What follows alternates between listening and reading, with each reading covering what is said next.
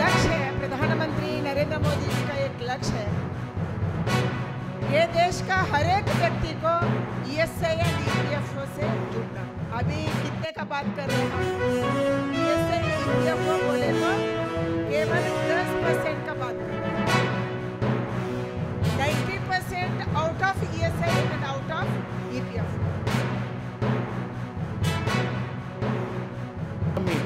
ಏನೊಂದು 10ನೇ ಸ್ಥಾನದಲ್ಲಿತ್ತು, ಇವತ್ತು we are the 4th largest economy in the world ಅಂತ ಹೇಳಿ ನಾವು ಬಹಳ ಪ್ರೌಡ್ಲಿ ಹೇಳ್ಕೊಳ್ಬಹುದು. ಯಾಕೆಂತಂದರೆ ಇಷ್ಟೊಂದು ಉದ್ಯೋಗ ಸೃಷ್ಟಿ ಆಗಬೇಕು.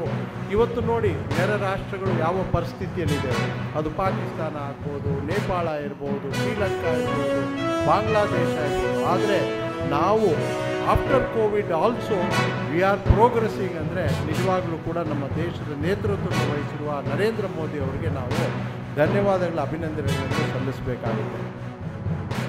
ನನ್ನ ಹೆಸರು ನಿಸರ್ಗ, ನಮ್ಮೂರು ನಾಗವಲ್ಲಿ, ತುಮಕೂರು ಜಿಲ್ಲೆ ಕಡೆ. ಇದಕ್ಕೋಸ್ಕರ ತುಂಬ ವರ್ಷದಿಂದ ಕಾಯ್ತಿದ್ದೆ. ನಾನು BPM ಆಗಿ ಸೆಲೆಕ್ಟ್ ಆಗಿದ್ದೀನಿ. ಹಾಗೆ ನರೇಂದ್ರ ಮೋದಿ ಅವರಿಗೆ ಧನ್ಯವಾದ ಹೇಳಲು ಇಚ್ಛಿಸುತ್ತೇನೆ. ಹಾಗೆ ಭಾರತ ಸರ್ಕಾರಕ್ಕೆ ಹಾಗೆ ಅಂಚೆ ಇಲಾಖೆಗೆ ಧನ್ಯವಾದ ಹೇಳಲು ಇಚ್ಛಿಸುತ್ತೇನೆ. ಪೋಸ್ಟಲ್ ಡಿಪಾರ್ಟ್ಮೆಂಟಲ್ಲಿ ಸ್ಪೋರ್ಟ್ಸ್ ಕೋಟಾ ನೇಮಕಾತಿ ಅಡಿಯಲ್ಲಿ ಪೋಸ್ಟ್ಮ್ಯಾನ್ ಹುದ್ದೆಗೆ ಆಯ್ಕೆಯಾಗಿದ್ದೇನೆ. ಇದಕ್ಕೆ ನನಗೆ ತುಂಬ ಸಂತೋಷ ಆಗ್ತಿದೆ. ಈ ಅವಕಾಶಗಳು ಕೊಟ್ಟಂಥ ನಮಗೆ ಕೊಟ್ಟಿರುವಂತಹ ನರೇಂದ್ರ ಮೋದಿಜಿಯವರಿಗೆ ಹಾಗೂ ಭಾರತೀಯ ಅಂಚೆ ಇಲಾಖೆಗೆ ಹಾಗೂ ಭಾರತ ಸರ್ಕಾರಕ್ಕೆ ನಾನು ಧನ್ಯವಾದಗಳನ್ನು ಸಲ್ಲಿಸುತ್ತೇನೆ.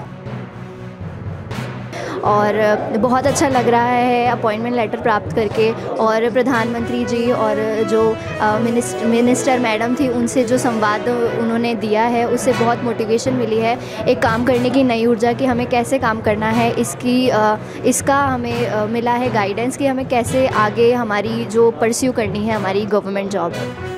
ಬಾರಿ ನಾನು already result exam writing clear ಆಗಿದ್ದರು, ಫಿಸಿಕಲ್ ಕ್ಲಿಯರ್ ಆಗಿರಲಿಲ್ಲ. 3ನೇ ಬಾರಿ ಕಂಟಿನ್ಯೂಸ್ ಎಫರ್ಟ್ಸಿಂದ ಕ್ಲಿಯರ್ ಆಗಿದ್ದೀನಿ. ಈ ಸಂದರ್ಭದಲ್ಲಿ ನಾನು ನನ್ನ ತಂದೆ ತಾಯಿ, ನನ್ನ ಸ್ನೇಹಿತರು, ನನ್ನ ಎಲ್ಲ ಬಂಧು ಬಳಗರಿಗೆ ಧನ್ಯವಾದ ಹೇಳೋಕ್ಕೆ ಇಷ್ಟಪಡ್ತೀನಿ. ಹಾಗೆ ಕೇಂದ್ರ ಸರ್ಕಾರದಲ್ಲಿ ಸುಮಾರು 17 ಬಾರಿ 51,000ಕ್ಕಿಂತ ಹೆಚ್ಚು ಉದ್ಯೋಗವನ್ನು ಸೃಷ್ಟಿ ಮಾಡಿರ್ತಕ್ಕಂಥ ಮೋದಿಯವರಿಗೆ ಧನ್ಯವಾದಗಳು. I came from Faridabad, Haryana. Today I am feeling very excited and hopeful to get achievement to be part of this Rozgar Mela.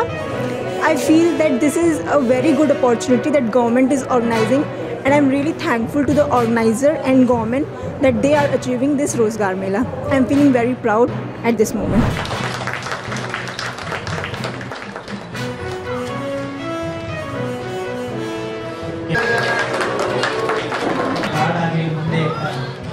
ಬೆಳಿಲಿ ಅಂತೇಳಿ ಆಶಿಸ್ತೀನಿ. ಪೋಷಕರು ಸಹಿ ಮಾಡ್ತಾ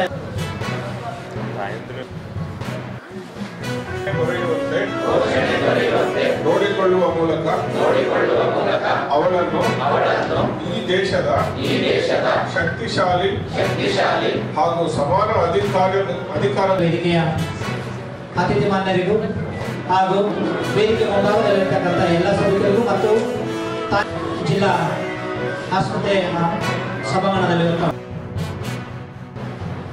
ಎಲ್ಲ ಕ್ಷೇತ್ರಗಳಲ್ಲಿ ಗ್ರಾಮೀಣ ಪ್ರದೇಶದಲ್ಲಿ ಚೈಲ್ಡ್ ಮ್ಯಾರೇಜ್ ಇರ್ಬೋದು, ಆಮೇಲೆ ಅವ್ರ ಮೇಲೆ ಆಗ್ತಕ್ಕಂಥ ದೌರ್ಜನ್ಯಗಳಿರ್ಬೋದು, ಅದು ಕೂಡ ಅಷ್ಟೇ ಪ್ರಮಾಣದಲ್ಲಿ ಹೆಣ್ಣು ಮಕ್ಕಳು ಮುಂದೆ ಬಂದಿದ್ದಾರೆ.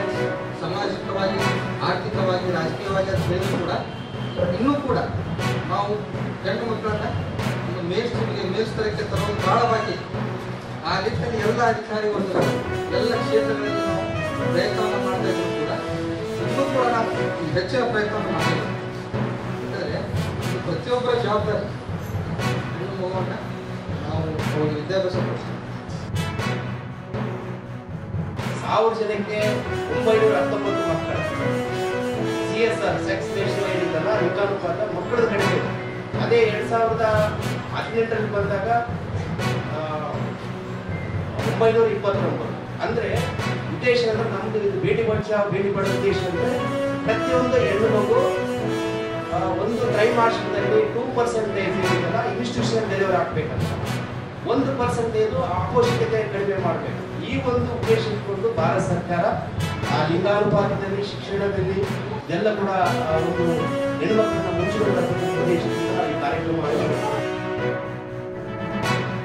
ಬಹಳ ಇಂಪಾರ್ಟೆಂಟ್. ಅವ್ರಿಗೆ ರಕ್ಷಣೆ ಕೊಡೋದು ನಮ್ಮ ಕರ್ತವ್ಯ. ಇವತ್ತು ಯಾಕೆ ಈ ಮಾತು ಹೇಳ್ತಾ ಇದ್ದೀನಿ ಅಂದರೆ, ಇವತ್ತು ನಮ್ಮ ಸೊಸೈಟಿನಲ್ಲಿ ಡಾಮಿನೆಂಟ್ ಯಾರಿದ್ದಾರೆ, ಮನೆಯಲ್ಲಾಗಲಿ ನೀವು ನೋಡಿ ಎಲ್ಲೇ ಆಗಲಿ ಮ್ಯಾಕ್ಸಿಮಮ್ ಗಂಡಸರು ಡಾಮಿನೆಂಟ್ ಇರೋದು. ಅದು ಯಾವಾಗ ಈಗ ಬರ್ತಾ ಬರ್ತಾ ಕಡಿಮೆ ಆಗ್ತದೆ. Now days the dominance is taking up by the women. Y?